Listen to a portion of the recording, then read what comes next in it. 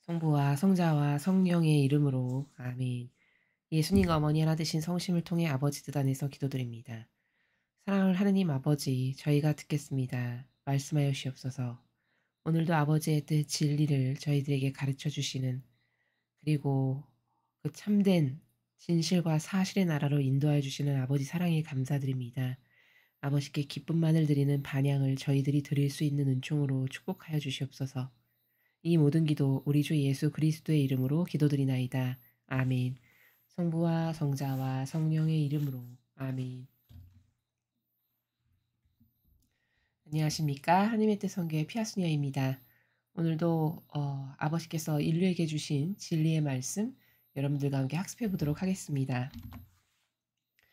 2021년 8월 9일 대중을 위한 메시지. 저 모리는 또다시 하느님 아버지의 성심이라고 알게 된 큰 불꽃을 봅니다. 하느님 아버지께서 말씀하십니다. 자녀들아, 사탄은 사람들을 이용할 때 언제나 교묘하게 위장하기에 오직 분별력 있는 이들에게만 분명하게 보인다. 그자는 지식인인 것처럼, 내면이 거룩한 사람인 것처럼, 그리고 사랑하는 사람인 것처럼 행세한다. 그러나 그자의 진짜 목적은 언제나 영혼들을 구원의 길에서 벗어나게 만드는 데 있다. 나는 유력한 지식인들이나 사리사욕을 위해 밀어붙이는 태도나 어떤 겉모습에도 깊은 인상을 받지 않는다. 나는 오로지 마음만을 본다. 이 선교 사업은 나의 인도 아래 있다. 나는 자신이 듣기 싫은 것은 모두 묵살하거나 또는 이 메시지들 중에서 일부 메시지들만 골라 믿는 이들에게 상처를 받는다. 이것은 훌륭한 거룩함이 아니라 이기심일 뿐이다. 모든 이는 개인적 거룩함을 추구하도록 부름받았다. 이 부름은 나의 계명들에 대한 완전한 순종의 부름이다. 나의 계명들이 너희의 삶에 어떻게 영향을 주는지 분별하지 못한다면 너희는 영원한 파멸의 위험에 처해 있다. 너희 영혼의 배는 모든 계명들을 수용하는 거룩한 사랑에 의해 인도되는 것이지 배를 침몰시키며 기능을 망가뜨리는 무질서한 자기만을 위한 사랑의 힘으로 움직이는 것이 아니다. 주님의 말씀입니다. 하나님 감사합니다.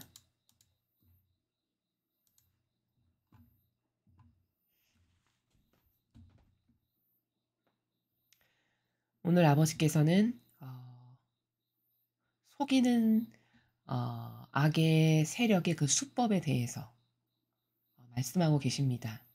그리고 그 속이는 수법이 모든 사람이 속기에 참으로 좋은 교묘하고 유려한 방법을 쓰기 때문에 세상의 대다수의 많은 사람들은 그것에 속고 있다라고 말씀하시면서, 그렇지만 아버지께서는 오로지 마음만을, 의지만을 보기 때문에 그 세상에서 대단하다라고 사람들이 평가하고 칭송하는 것을 전혀 깊은 인상을 받지 않는다, 이렇게 말씀을 하십니다.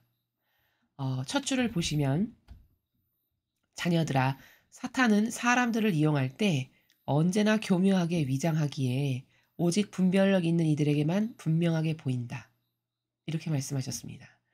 자, 첫 번째 알아야 되는 포인트는 사탄은 사람들을 이용할 때라는 문구입니다.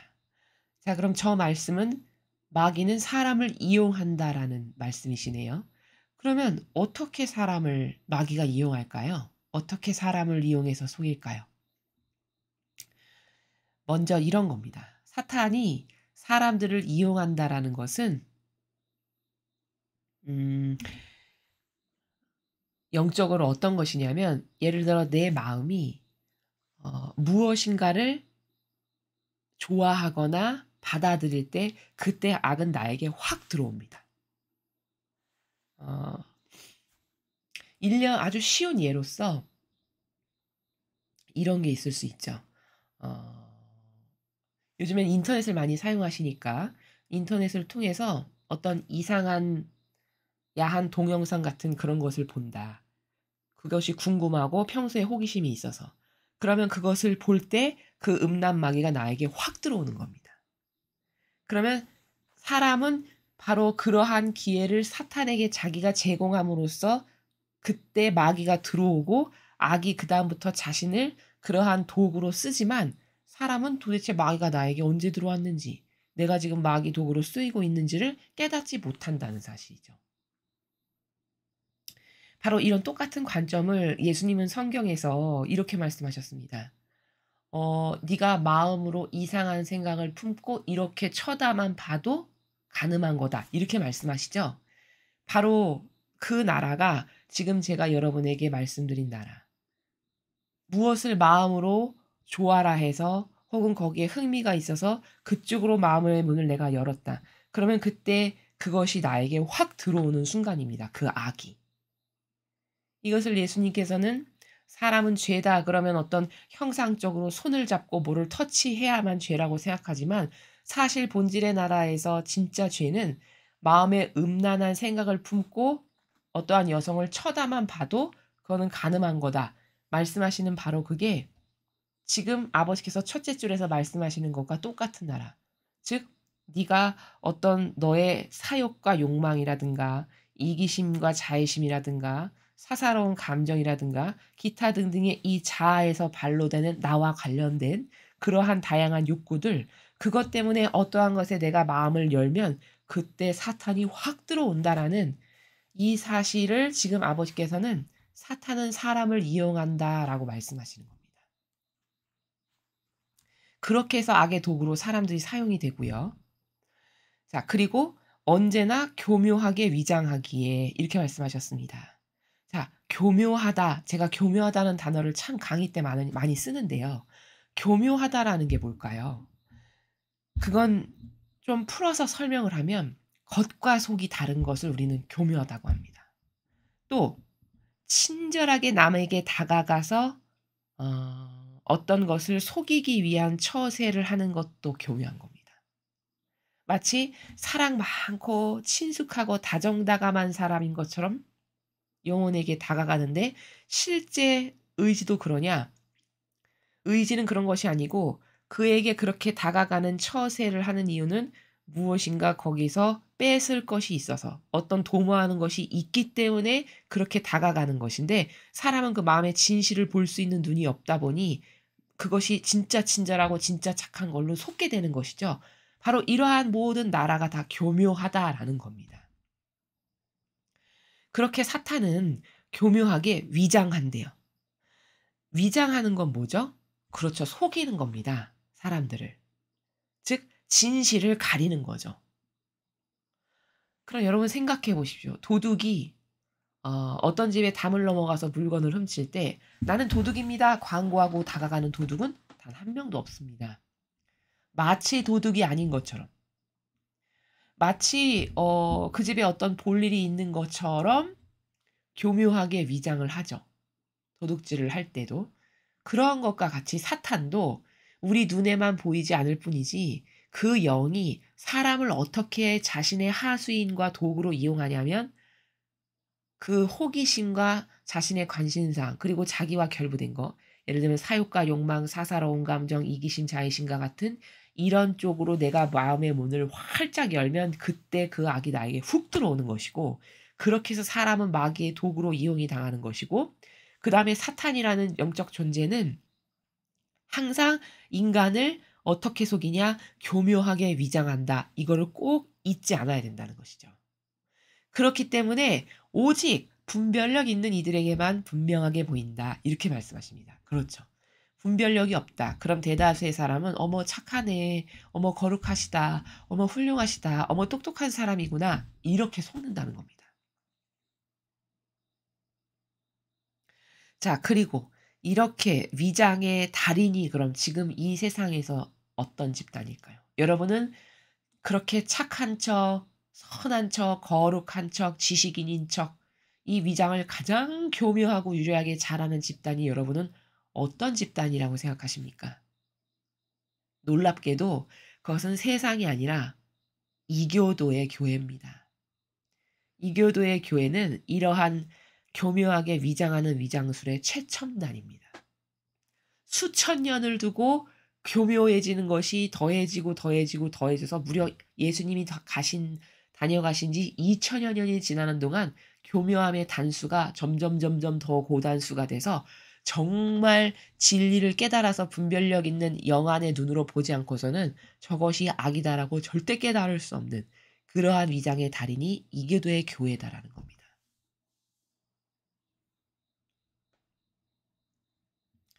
여러분 사탄이 어디에 가장 살기를 원할까요? 많은 사람을 속일 수 있는 곳에 살기를 원하겠죠. 그래야 자기의 하수인으로 만들기가 쉬우니까요. 그럼 상식적으로 생각만 해 봐도 '아 저건 악하다.'라고 누구나 다 볼 수 있는 그러한 사람들 안에서 그러한 집단과 세력 안에서 역사하지 않습니다.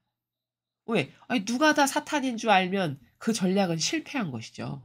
그러나 누가 봐도 착하고 하느님의 일꾼 같고 너무 겸손한 것 같고 너무 거룩한 것 같고 이런 곳에 사탄이 살고 그 안에서 기승해야 많은 사람을 속이고 자신의 하수인으로 만들 수 있죠. 그렇기 때문에 악은 '절대 저것은 악하지 않다.'라고 생각하면 할수록 그 집단에 더 기승한다라는 요 원리를 잘 우리가 이해해야 된다는 사실입니다. 그자는 지식인인 것처럼 내면이 거룩한 사람인 것처럼 그리고 사랑하는 사람인 것처럼 행세한다. 자, 내면이 지식인인 것처럼 자, 마치 아주 훌륭한 석학과 위대한 정신세계를 갖추고 있는 지식인인 것처럼. 근데 진짜 지식인이냐? 하느님의 진리를 가르치는 지식인이 아니라 다양한 철학자, 무슨 교부, 심지어 무슨 스님이 이런 말씀을 하셨는데 이런 온갖 예수님과 성모님의 모범이 있으신데도 불구하고 그런 것은 다 폐기 처분하고 다양한 철학, 누구의 이런 누구 위대한 사상가 이런 걸 다 끌어다가 자기가 많은 것에 해박하고 박식한 사람인 것처럼 그런 것을 하고 섞어서 이야기해서 많은 사람들이 '아 저 사람 훌륭한 지식인이구나.'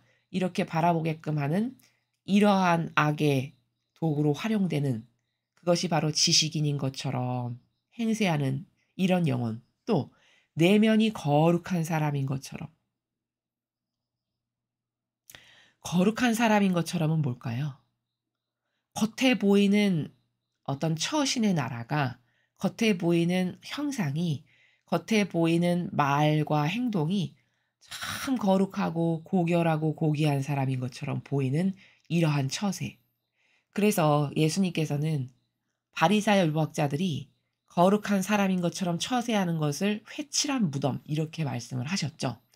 그러면서 그들의 거룩한 처세와 남을 속이는 그런 거룩한 행세를 어떻게 말씀하셨냐면 성구갑을 길게 내리고 옷수를 길게 하고 뭔가 모자도 아주 이렇게 3 단의 모자를 쓰고 지팡이도 크게 만들고 이런 관점의 나라에서 바리사의 율법학자를 비판하셨습니다. 그럼 그들이 그렇게 모든 것을 다 크고 길게 늘어뜨리고 이런 식으로 겉에 보이는 것을 꾸미는 건 왜일까?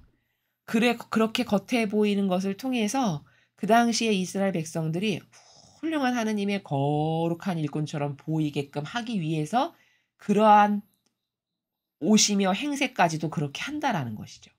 예수님께서 말씀하시기를. 오늘날도 마찬가지죠. 큰 지팡이를 들고 천천히 걸으면서 십자성어도 아주 느릿느릿 천천히 긋고 삼중간에 모자를 높이 써서 벗었다 썼다를 반복하면서 이러한 겉에 보이는 이러한 모든 행색이 다 뭘까요? 거룩한 사람처럼 보여지기를 원해서 그러한 위장술을 그러한 형태를 취한다라는 것이죠.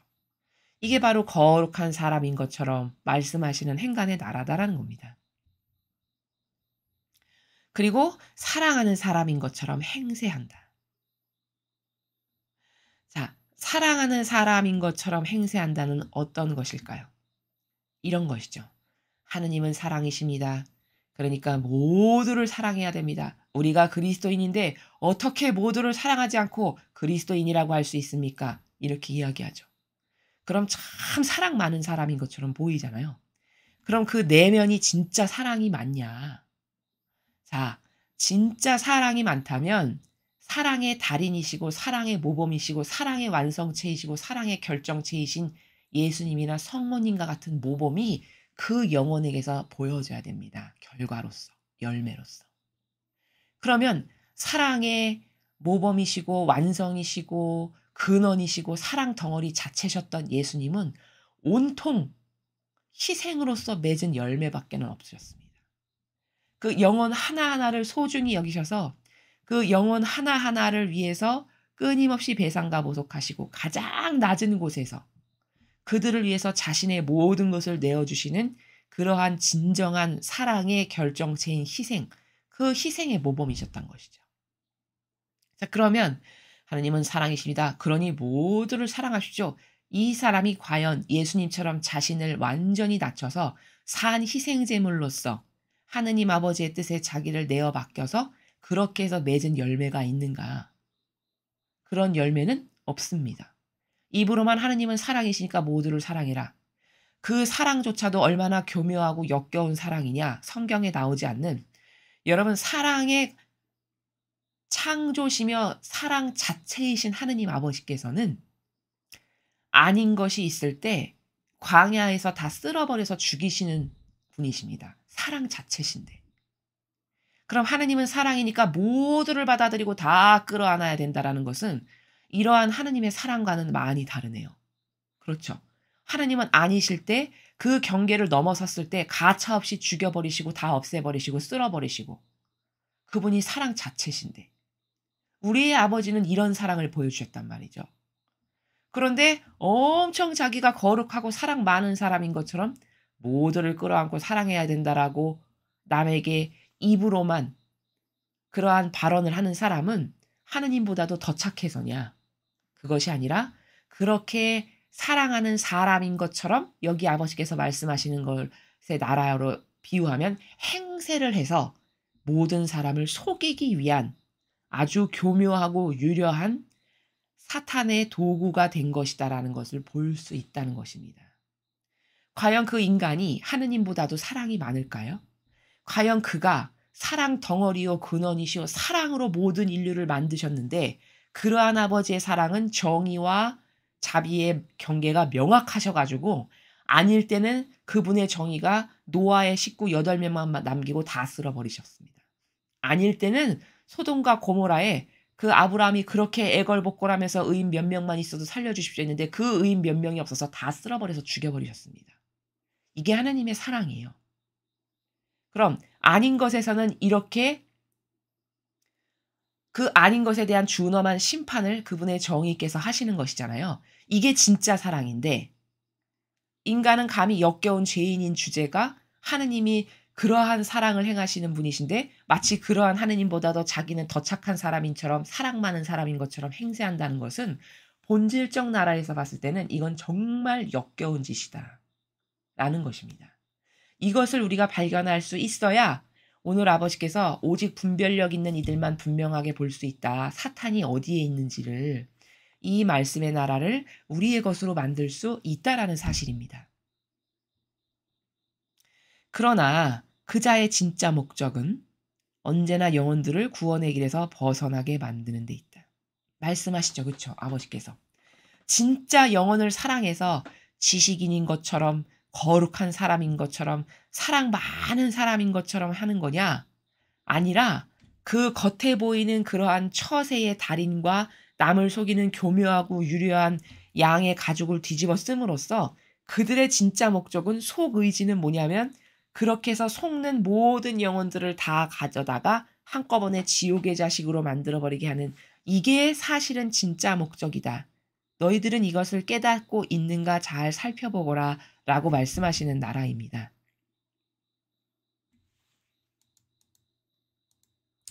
나는 유력한 지식인들이나 사리사욕을 위해 밀어붙이는 태도나 어떤 겉모습에도 깊은 인상을 받지 않는다. 자, 유력한 지식인들. 세상 사람들이 참 훌륭하셔. 그분은 참 하나님의 훌륭한 일꾼이셔. 무슨 철학, 무슨 철학, 무슨 철학도 아시고. 혹은 세상에서도 저 사람은 아주 이 시대의 지성인이야. 예를 들면 그렇게 해서 모든 사람이 감동하고 감탄하는 그러한 유력한 지식인들이나 사리사욕을 위해 밀어붙이는 태도. 사리사욕을 위해 밀어붙인다는 건 나에게 이득이 되면 그것이 무엇이건 아주 강압적으로 밀어붙여서 관철시키는 이런 사람들. 또 어떤 겉모습, 지금 겉모습이라는 것은 앞에서 설명하신 나라죠. 지식인인 것처럼 보여지고 거룩한 사람인 것처럼 보여지고 사랑 많은 사람인 것처럼 보여지는 그 어떠한 겉모습에도 나는 깊은 인상을 받지 않는다. 지금 아버지께서는 굉장히 부드러운 행간에서 말씀을 하셔서 그렇지 저 깊은 인상을 받지 않는다라고 행간 안에 숨겨져 있는 내용의 그 의지적 나라는 어떤 거냐면 너희들은 이러한 것이 선이라고 생각하느냐? 악 자체란다. 이런 말씀이십니다. 그런데 너희들이 분별력이 없어서 속고 있는 것이란다. 이런 나라에서 말씀을 하시는 것입니다. 나는 오로지 마음만을 본다. 자, 마음만을 본다는 나라는 열매만을 본다. 이런 말씀이시죠. 열매. 어떠한 한 사람이 일평생 동안 맺은 결과론적 열매들.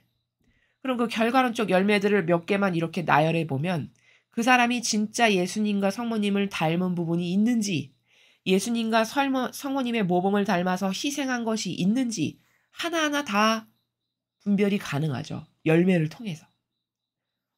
어떻게 가능할까요? 아, 자신이 손해가 있는데도 불구하고 이것이 옳은 것이니까 이것을 추구했구나라는 것이 결과론적으로 다 드러나잖아요. 열매를 보면. 그럼 그것을 보았을 때, 아, 이 사람이 공의로운 사람이고 의인이구나.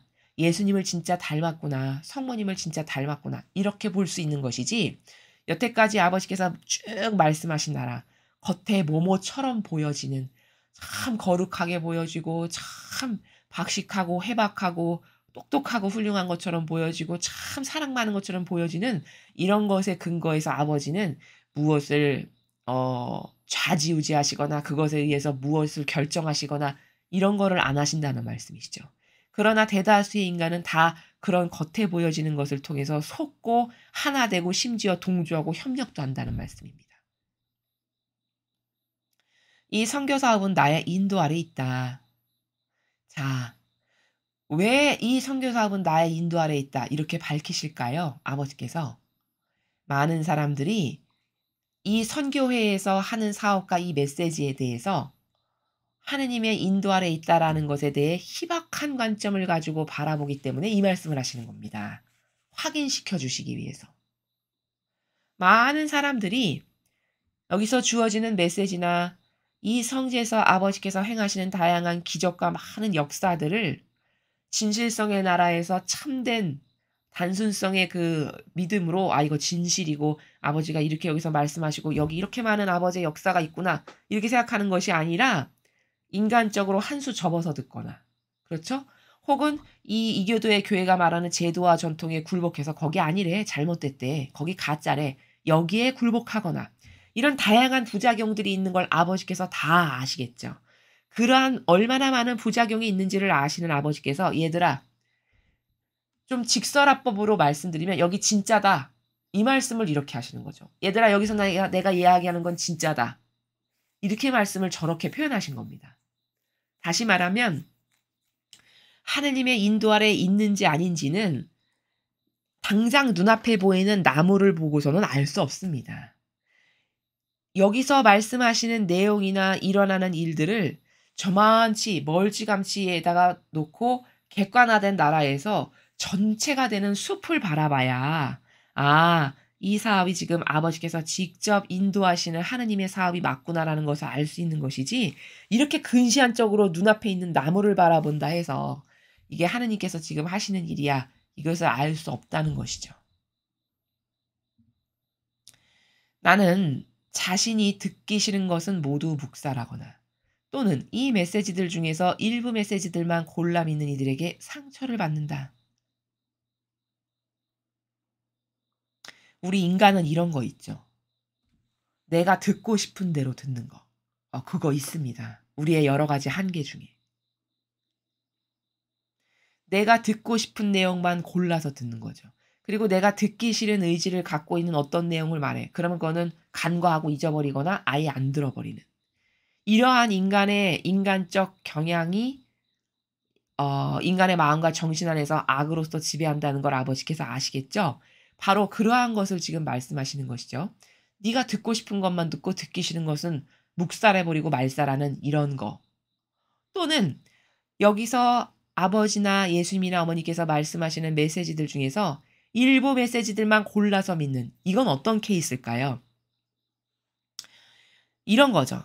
사람마다 어떤 특별한 관심사항이 있잖아요. 그럼 자신의 관심사항에 관련된 것만 보고 듣고 그것만 믿는. 이건 사실 마귀에게 속고 있는 상태인데 그 영혼이 깨닫지를 못하는 거죠.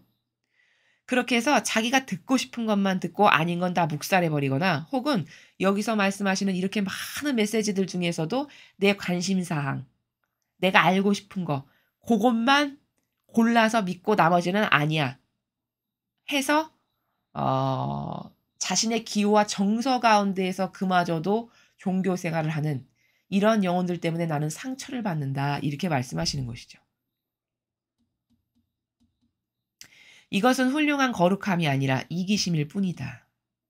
자, 여러분, 내가 듣기 싫은 건 안 듣고 듣고 싶은 것만 듣고 또 어떤 나의 관심사항에서 촉각을 곤두세우면서 기다리는 것만 골라서 믿고 이런 것은 이게 하느님을 위해서 그렇게 하는 걸까요? 자기 자신을 위해서 그렇게 하는 걸까요? 그렇죠. 자기 자신의 기호와 정서를 충족시키기 위해서 그렇게 하는 것이죠. 그렇기 때문에 그런 태도는 훌륭한 거룩함이 아니라 너의 이기심, 네가 원하는 거, 네 욕구, 네 욕망, 네 호기심, 너의 만족, 정서, 그러한 너의 다양한 이기심을 채우기 위해서 네가 그러한 태도를 갖는 것이지 하느님을 신뢰하거나 굳건하게 믿거나 혹은 아버지께 훌륭한 반향을 하기 위해서라거나 이런 것은 아니다. 온전히 너의 이기심을 채우기 위해서 그러한 반향을 하는 것이다. 라고 말씀하시는 것입니다. 즉 너의 뜻대로 뭐는 믿고 버리고 여러분 내 뜻이 성경입니까? 아니죠. 내 기호와 정서가 진리고 사실과 진실입니까? 아니잖아요. 그렇죠? 내 기호와 정서와 내 뜻과 내 의지와 내 선은 시시각각 변덕스럽게 변하는 나의 뜻입니다. 그 나의 뜻에 따라서 어떤 건 믿기도 하고 어떤 건 묵살해 버리기도 하고 어떤 거는 버려버리기도 하고 간과하기도 하고 이건 호기심 있네. 이런 거 내가 관심 있는 건데 그거는 딱 골라 듣고 믿는 이런 것은 하느님께 엄청난 사실은 여기서 좋게 나는 그것 때문에 상처받는다 이렇게 표현하셨지만 그건 사실 모욕과 역겨움을 드리는 행위입니다. 왜? 다 자기 자신을 위한 것이니까요. 그러한 말씀을 하고 계시고요. 모든 이는 개인적 거룩함을 추구하도록 부름받았다. 자, 여기서 우리가 꼭 알아야 될 핵심 단어가 지금 등장했는데 그게 개인적 거룩함이라는 단어입니다. 모든 사람은 하느님이 하셔서 이 세상에 만든 모든 영혼들은요. 개인적 거룩함을 추구하라고 아버지로부터 부름을 받았대요. 그러면 이 개인적 거룩함이라는 나라가 어떤 것인지를 우리가 오늘 알아야 되는데요. 개인적 거룩함이라는 것은요. 전체주의와 정반대되는 관점입니다. 그러니까 전체주의는 이런 거잖아요, 여러분. 모든 인류를 어떤 대표 한 명을 뽑아서 그가 독재로서 이 전체를 다스리고 지배하고 통치해야 되겠어. 그것도 역겨운 인간의 자신의 뜻으로. 이게 전체주의죠. 그렇죠? 이것의 대표적인 나라가 북한과 중국 같은 나라잖아요. 전체주의를 지금 하고 있죠. 자, 그렇게 전체주의의 나라에서는 각각 개개인의 고유성과 다양성을 인정합니까? 인정 안 하죠. 다 뭉개버리고 쓸어버리고 야 이거에 따라 내 말이 법이고 신이야. 이렇게 나가는 게 전체주의의 시스템이죠. 그렇죠? 그런데 하느님 아버지께서는요. 개개인 하나하나를 다 소중하게 여기시는 나라입니다. 즉 무슨 말이냐?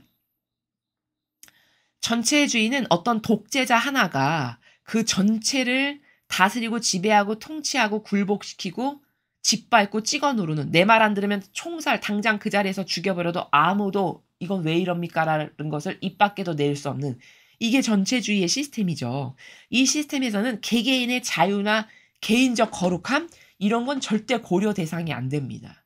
전체를 위해서 그런 개인은 다 희생해야 되는 거고 언제든지 내 맘대로 내 뜻에 반하면 죽여버려도 되는 거고 이렇게 개인의 다양성이 존중된다거나 개인적 거룩함을 추구하는 건 언감생심 감히 상상도 못 해볼 그게 전체주의란 말이죠. 근데 아버지는 그게 아니라 영혼 하나하나를 다 소중히 여기셔서 개개인을 만나주시는 나라예요. 그렇죠. 그래서 앞으로 마지막 시대가 더 급박하게 다가올 때 7살 이상 되는 사람을 15분 동안 만나주시겠다라고 말씀을 하셨어요. 개개인별로. 바로 요게 뭐냐.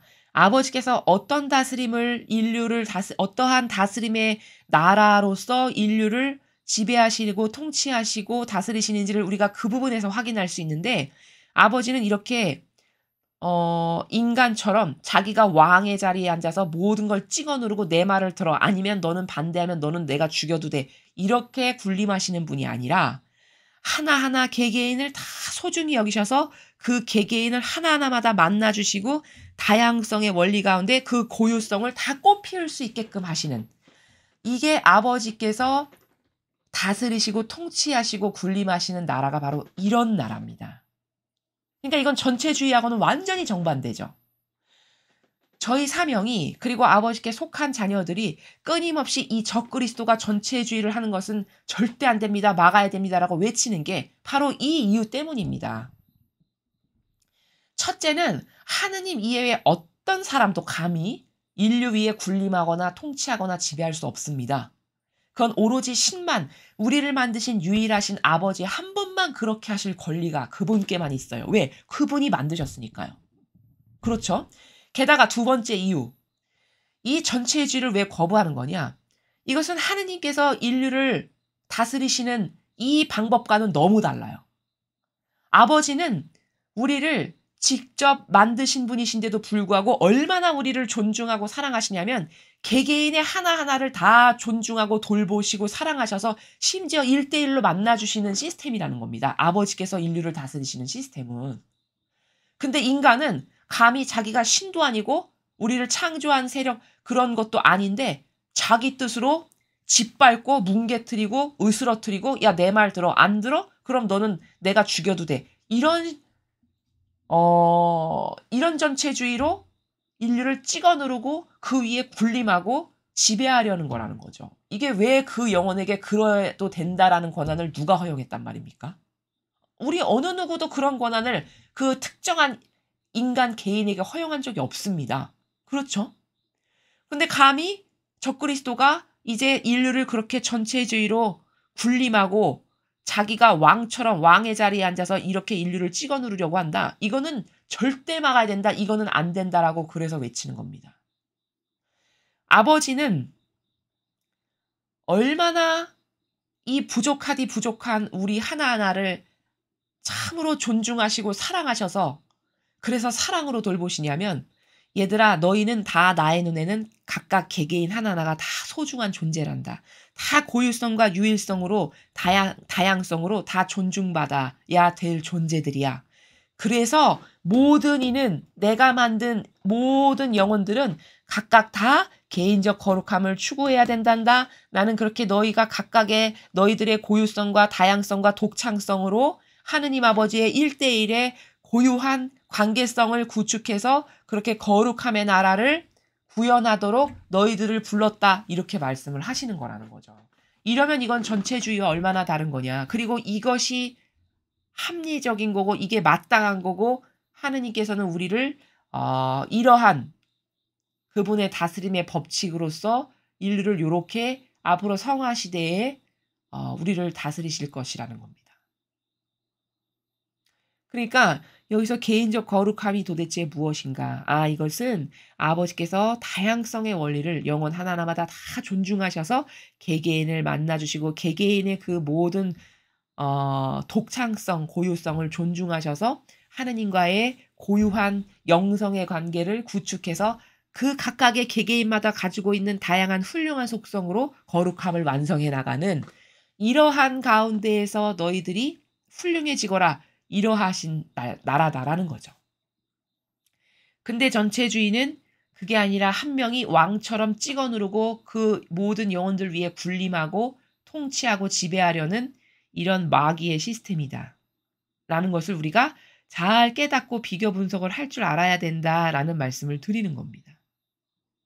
그래서 여러분 이 시대의 정부가 지금 수행하고 있는 다양한 어떤 시책들 있잖아요. 우리나라도.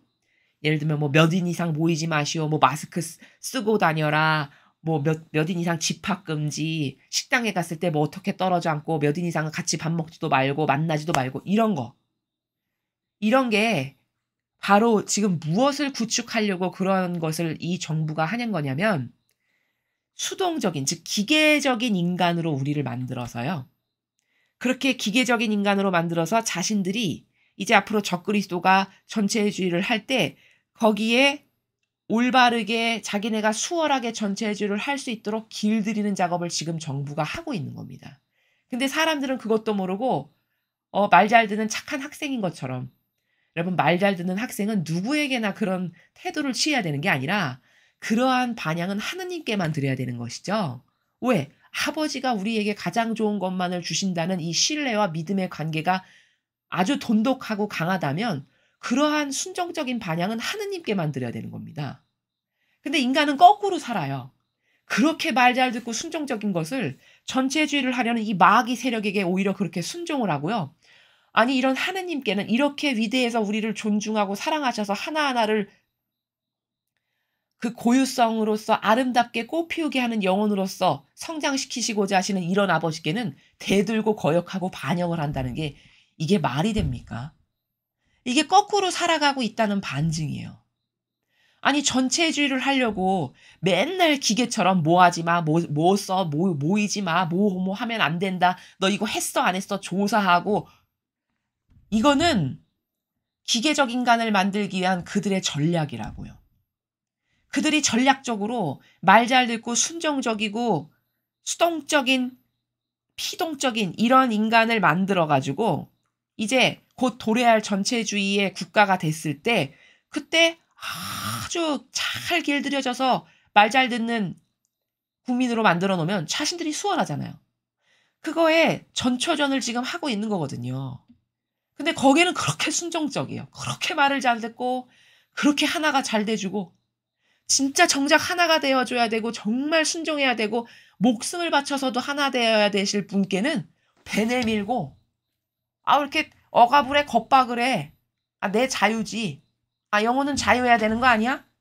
이렇게 살아간다면은 이거는 얼마나 여기 사고방식이 뒤틀린 거냐는 거죠. 이렇게 거꾸로 살아가는 것이 이 현대를 살아가는 대다수의 인류의 모습이라는 겁니다. 그래서 아버지는 개인적 거룩함을 개개인이 다 추구해서 그걸로 성공적인 삶이 되기를 원하시지만 전체주의는 모두를 획일화, 단일화, 기계화 만들어서 어떤 사람이 하나 나중에 통치자로 딱 군림했을 때 그가 다스리기 수월하게끔 하는 이렇게 해서 노예와 종으로 만들어가는 게 전체주의의 계략이다. 이거를 꼭 알아야 된다는 사실입니다. 이 부름은 나의 계명들에 대한 완전한 순종의 부름이다. 이 부름은 이러한 메시지, 이 선교 사업을 통해서 아버지께서 우리들에게 주시는 이 부름을 통한 다양한 이 신적인 나라에 대해서 가르쳐 주시는 이러한 아버지의 부름은 즉 개개인이 개인적 거룩함을 추구해서 훌륭한 영혼들이 되라라고 부르신 그 부름은 아버지가 주시는 계명에 대한 완전한 순종의 부름이다. 너희들이 나의 계명에 정말 순종적으로 반영을 한다면 나의 이 부름에 너희가 잘 응답하고 있는 거다. 이런 말씀이시고 나의 계명들이 너희의 삶에 어떻게 영향을 주는지 분별하지 못한다면 너희는 영원한 파멸의 위험에 처해 있다.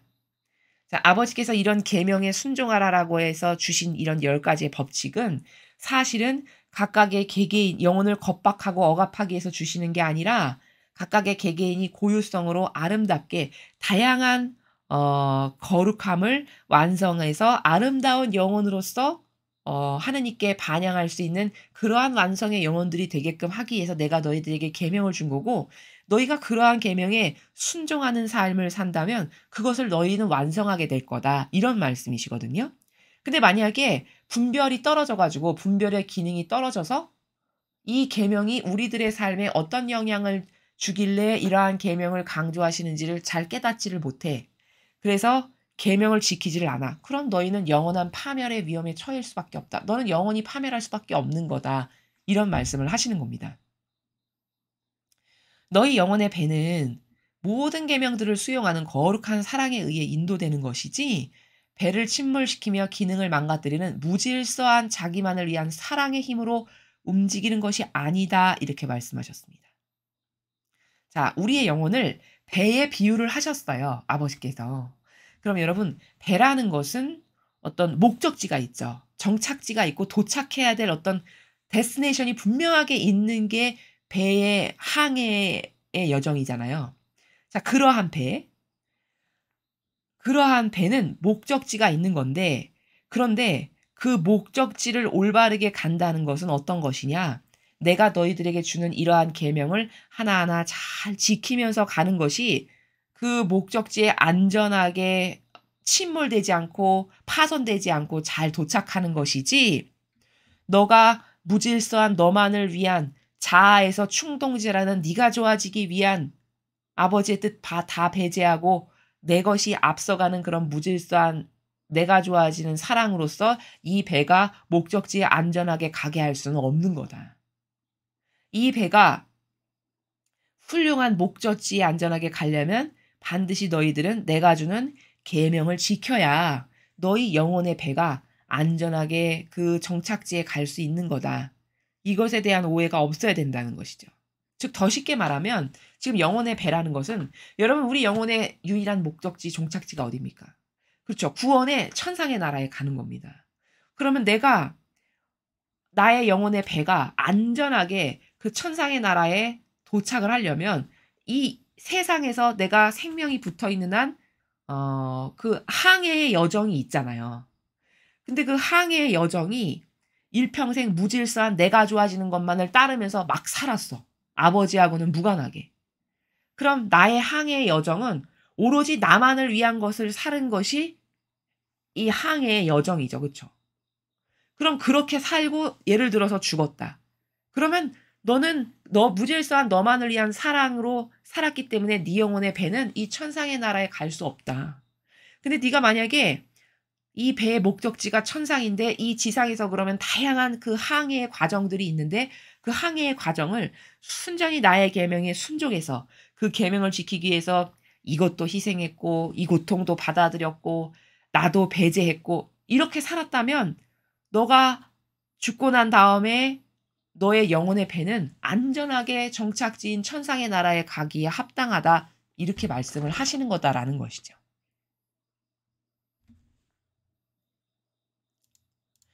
자, 그래서 오늘 아버지께서 주신 메시지는 세상에 모모처럼 보여지는 이 교묘한 위장술의 달인인 마귀의 세력을 분별력이 없으면 절대 깨닫지 못하니까 너희들은 분별력을 길러야 되는데 그 분별력을 기르는 핵심 포인트는 뭐냐면 어떤 영혼의 의지만을 본다. 마음만을 본다. 즉 그가 맺은 열매를 보거라. 그가 일평생 결과론적인 어떤 열매를 맺었는지 보면 너는 저 사람이 악의 세력의 하수인인지 아니면 하느님께 충직한 종인지를 잘 분별할 수 있다. 요약 정리하면 이렇게 말씀을 해주시는 거고요. 이제 후미에는 인생은 다 영혼의 배를 한평생 노를 저어가면서 가는 과정인데 그 한평생 노를 저어가면서 항해하는 그 여정이 너의 목적지인 최종 종착지인 천상의 나라라고 하는 것에 안전하게 가려면 이 다양한 항해의 과정들이 있는데 그 항해의 과정은 반드시 네가 내가 준 계명을 지키고 순종으로써 그걸 받아들이면서 그 배가 항해를 했다면 너는 안전하게 정착지인 천상의 나라에 갈 거고 그게 아니라 아버지의 뜻은 그냥 안개꽃처럼 존재하고 내가 주로서 내가 좋아지고 내가 원하고 내 사욕과 욕망 채우고 이기심, 자애심, 사사로운 감정만을 따르는 내가 주도적인 원인이 되는 그러한 항해의 과정 가운데서 살았으면 너는 그 정착지에 못 간다. 이렇게 말씀을 하시는 겁니다. 자, 그리고 마지막으로 여러분에게 여기 이제 앞에 이런 말씀하셨잖아요. 사탄은 사람들을 이용한다라고 하셨어요. 첫 줄에. 근데 아까 제가 말씀을 드릴 때 그럼 사탄이 사람들을 도대체 어떻게 이용한다는 건가? 눈에 보이지도 않는데. 어떻게 이용한다라고 말씀을 드렸죠? 나의 어떤 호기심, 관심사항. 평소에 내가 사욕과 욕망에 관심이 많아. 혹은 내가 좋아지는 이기심과 자애심에 애착과 집착이 많아. 또는 내가 저 사람을 정말 싫어해. 그래서 사사로운 감정이 항상 여기 발로돼 있어. 내재돼 있어. 그러면 그게 구멍들이거든요. 사탄이 들락날락 갈 수 있는 구멍. 바로 그 구멍에 어느 날 이벤트가 하나 딱 벌어졌다. 그러면 그 나의 마음이 그 구멍을 즉 그 구멍 즉 그 대문을 열어놨기 때문에 그 대문으로 내가 취약점인 내가 어떤 것에 특별히 관심이 있고 애착과 집착이 있는 그것이 다가왔을 때 내 마음 안으로 그게 확 들어오면 그때 마귀가 내 안에 들어온 거고 나는 그때 사탄의 도구가 되는 거다. 이렇게 말씀을 드렸잖아요. 자, 그러면 여기서 우리가 하나 알아야 될 건 뭐냐면 그러면 사탄은 사람들을 이렇게 이용하는데 내가 사탄의 도구가 안 되려면 그러면 어떻게 해야 될까요? 이게 궁금하잖아요.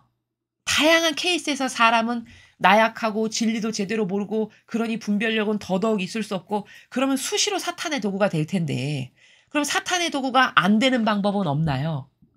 있습니다. 근데 그 사탄의 도구가 안 되는 방법이 근원적으로 이거를 해야 돼요. 무슨 말이냐? 큰 고목나무가 있는데 그 고목나무에 가지가 굉장히 많겠죠. 한 막 100년 이렇게 됐다. 예를 들면 나무가. 그러면 얼마나 가지도 많고 굵겠어요? 근데 그 나무를 제거해야 돼요. 예를 들어. 그러면 그 나무를 제거할 수 있는 가장 빠른 지름길의 방법은 뭡니까? 그렇죠. 뿌리를 드러내야 되는 거예요. 뿌리를. 뿌리를 캐내면 그 나무를 가장 빠른 시간 안에 가장 효과적으로 드러내는 거죠. 그렇죠? 근데 사람은요. 어떤 비효율적이고 비생산적인 사고방식을 하냐면요. 가지를 잘라요. 그러면 그 가지 하나 잘랐어요. 예를 들어. 그러면 한 1년 후에 또 이쪽 가지가 쑥 자라 있을 거고. 그럼 이쪽 가지가 자라서 이쪽을 또 잘랐어요. 그러면 한 1년 후에는 1년 전에 잘랐던 가지가 또 이미 자라져 있을 거고.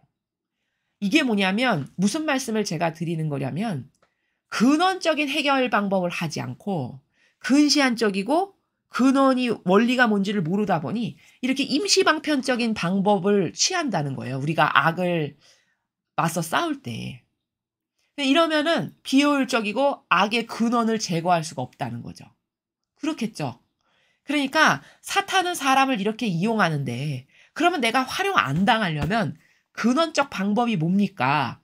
라는 궁금증이 있을 때 근원적 방법, 뿌리를 드러내는 근원적 방법이 있다는 겁니다. 바로 그게 뭐냐? 나를 위한 삶을 안 살면 돼요. 나를 위한 삶. 저는 이것을 한마디로 자기 배제다 이렇게 맨날 말씀을 드렸어요. 이게 근원적인 해결책이에요. 즉 인간은 왜 이렇게 사탄의 도구가 되냐면 사탄이 사람을 왜 이렇게 잘 활용하냐면 자기를 위한 삶을 살아서 그렇거든요.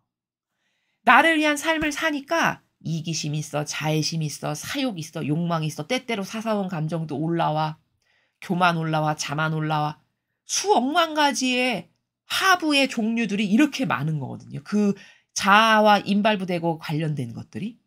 그러면 아 그래. 내가 어저께 사사로운 감정 때문에 마귀의 도구가 됐어. 그럼 오늘은 사사로운 감정을 자르자. 사사로운 감정 가지 딱 잘랐어요. 그럼 이게 근원적인 해결이냐? 아니요. 또 내일은 자애심의 마귀가 나에게 다가오는걸요. 그러면 내가 오늘 자애심의 마귀에 속아서 또 마귀 도구 됐네. 그래 자애심 버려야지. 오늘 자애심을 딱 잘랐어요. 그럼 이게 해결된 거냐? 아니요. 모레는 또 사욕이 다가오네. 그 사욕이 너를 위해서 이거를 해. 막 이렇게 꼬드겨요. 그러면 나약한 인간은 아이 그래 오늘만 한번 그래 이번만 한번 눈 감고 또 이렇게 해서 또 넘어가. 그러면 내가 이번에 사욕을 경계를 못해서 또 마귀에게 졌구나. 오늘은 사욕을 자르자. 사욕을 잘라요. 이렇게 해서 가지를 어느 천년에 다 자르냐는 거죠. 인간이 가지고 있는 이 악한 속성이 엄청 많은데 그렇죠. 이거는 해결 방법이 아닌 거예요. 영적 생활을 하는 데 있어서.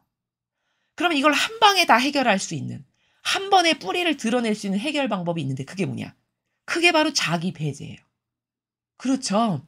즉 자기 배제한다는 건 풀어서 말씀드리면 나를 위한 삶은 안 살면 되는 거거든요. 그럼 모든 구멍이 사탄의 모든 구멍이 일순간에 막히는 순간입니다. 나를 배제하면. 그렇겠죠? 즉 나를 배제하면 사욕과 욕망이 올라올 리도 없고 나를 배제했으니까 자애심과 이기심이 있을 일도 없고 나를 배제했으니까 나를 대변하는 나라가 없네. 그러니까 사사로운 감정도 없고 나를 배제했으니까 시기 질투도 없고 뭐 사랑받기를 원하고 이런 게 없으니까 나를 배제했다는 건. 또 나를 배제했으니까 뭐 내 기호 경향 이런 것도 없어. 왜? 내가 우선시 안 되니까. 이렇게 해서 한 방에 나를 배제하는 순간 마귀는 더 이상 나에게 다가와서 유혹을 할 방법이 없어지는 거죠. 요게 바로 사탄은 사람들을 이용할 때 라고 말씀하시는 아버지께서 가르쳐 주시는 이 행간의 나라를 그럼 도대체 우리는 어떻게 이길 거냐. 맨날 사탄에게 일평생 당하다가 죽을 수는 없잖아요. 얼마나 아쉬운 인생입니까? 그럼 요거를 좀 퇴치해야 되겠는데 그럼 한 방에 퇴치하는 방법은 없나? 있다는 거죠. 있다는 거죠.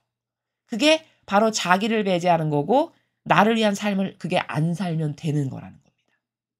그러면 이런 또 궁금증이 있으실 수 있어요. 수녀님 그거 너무 어려워요. 어떻게 인간으로 태어나가지고 자기를 배제하고 자기를 위한 삶을 안 살아요. 한평생 그렇게 살았는데. 이렇게 또 궁금증 생기실 수 있으시죠. 물론 인간적으로는 그러한 질문에 100% 수긍합니다. 저도. 어렵죠. 힘들죠. 일평생 나를 위한 것밖에는 그 나라밖에는 없어가지고 그것만을 따르고 살아왔는데 그러면 40년 살았으면 골이 40년의 경향의 골이 있을 거고 50년 살았으면 50년의 경향의 골이 있을 건데 그걸 어떻게 해요? 그건 어려운 거야. 물론 그게 인간적으로는 어려운 게 맞아요. 인간적 차원에서 인간적 노력에서는. 그런데 그럼 그게 불가능한 거냐? 결코 불가능한 게 아니라는 겁니다. 제가 여러분에게 드리는 말씀은. 그러면 그거는 어떻게 구현하는 건가요?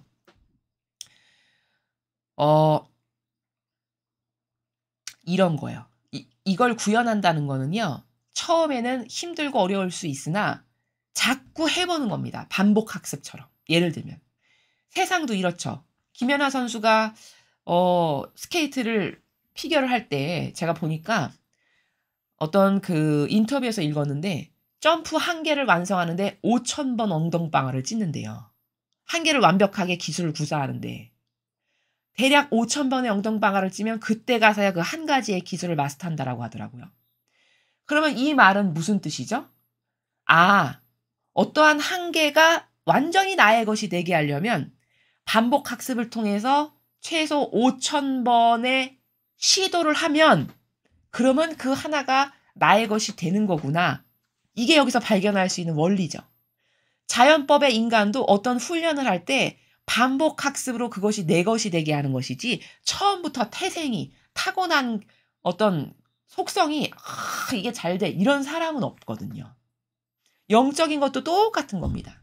여러분께서 그거 어려워 힘든 거야. 이건 못하는 거야. 요것도 사탄이 여러분을 꼬시는 거예요. 완성되지 못하게 하려고. 그러한 것을 과감히 쳐버리시고요. 그래. 앞으로 내가 남아있는 이 생명이 붙어있는 삶의 남은 기간 동안 그래 5,000번 엉덩방아 찢는 마음으로 반복하지 뭐. 이러면 되는 거거든요. 그러면 예를 들어 오늘 어떤 내가 좋아지는 뭐가 나에게 싹 다가왔는데 내가 가만히 있어봐. 마귀의 도구가 되지 않으려면 자기를 배제하랬지. 그래서 어렵게 그거를 하나 꺾었어요. 그럼 첫 발을 내딘 겁니다. 그 길로 가는 첫 발을. 근데 내일 또 다른 방면에서 내일은 또 사욕으로서 나에게 뭔가가 다가왔네.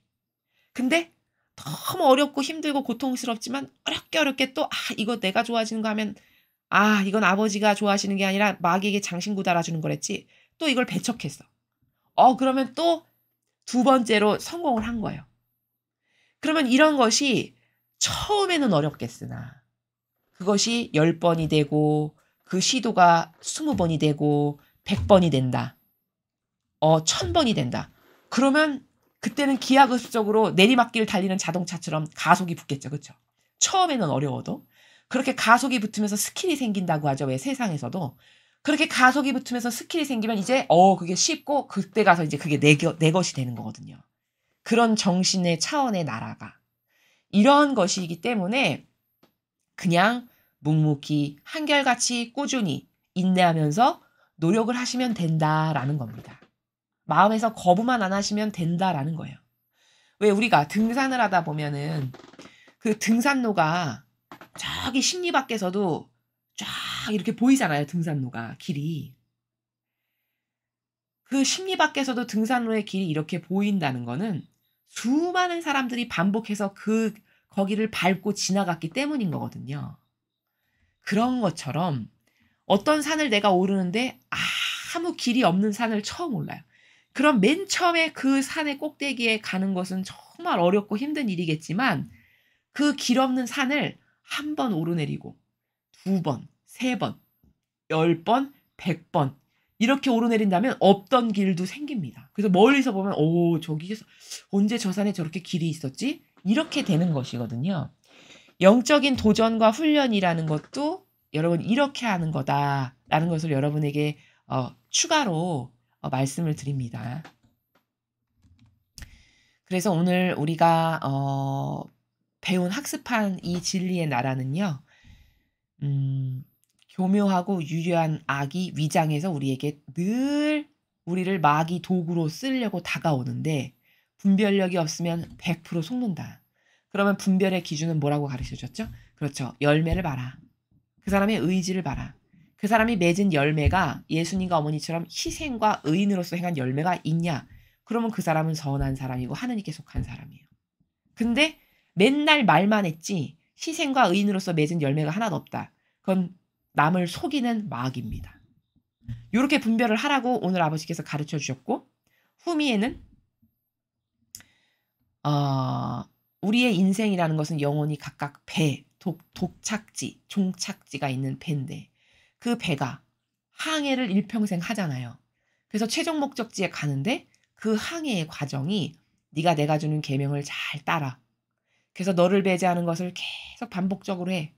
그래서 마치 예수님과 어머니처럼 의인으로 살았어. 그럼 너는 반드시 천상의 나라에 안전한 그 종착지에 갈 거고 똑같은 배지만 네가 이 지상에서 그 배가 항해하는 과정이 맨날 네가 좋아지는 것, 너를 배제하지 못해서 네가 원하는 것만을 일평생 따르고 살았어. 그럼 이 사람은 하느님하고 관련된 건 하나도 행한 게 없잖아요. 그렇죠? 예수님과 어머니를 닮은 어떤 모범을 행한 게 없으니 천상에 갈 수가 없죠. 왜냐하면 심판대에서 아버지께서 그래 너는 지상에서 살면서 나를 위해서 뭘 했니? 이렇게 물어보실 텐데 어떤 내가 기뻐질 만한 어떤 것을 행했니? 혹은 그래 예수님과 성모님을 닮은 것 어떤 것을 행한 게 있니? 이렇게 하실 텐데 보여드릴 게 하나도 없으니 어떻게 천상의 나라에 갈 수 있겠습니까? 불가능하다는 것이죠. 이런 것에 대한 관념을 평상시에 가지고 오늘 가르쳐 주신 것을 하나씩 적용하는 것. 그게 왜 천리길도 한 걸음부터라고 속담에 있죠. 영적인 세계에 도전하는 것도 똑같은 겁니다. 천리길도 한 걸음부터 시작하는 마음으로 여러분께서 하나하나 차근차근히 수행하시고 생활에서 적용을 하신다면 거기서 포기만 하지 않고 인내만 있다면 끈기만 있다면 성실성만 있다면 아버지께서 도와주실 거고 그 은총의 도우심에 힘입어서 여러분들도 그런 거룩한 차원의 예수님과 어머니께서 살아가시는 나라에 우리 모두가 갈 수 있다. 이것에 대한 희망을 매일 가지시고 아버지 뜻 안에서 행복한 삶을 구현하시는 여러분들이 되셨으면 좋겠습니다. 이상으로 2021년 8월 9일 대중을 위한 메시지 해설을 마치겠습니다. 감사합니다.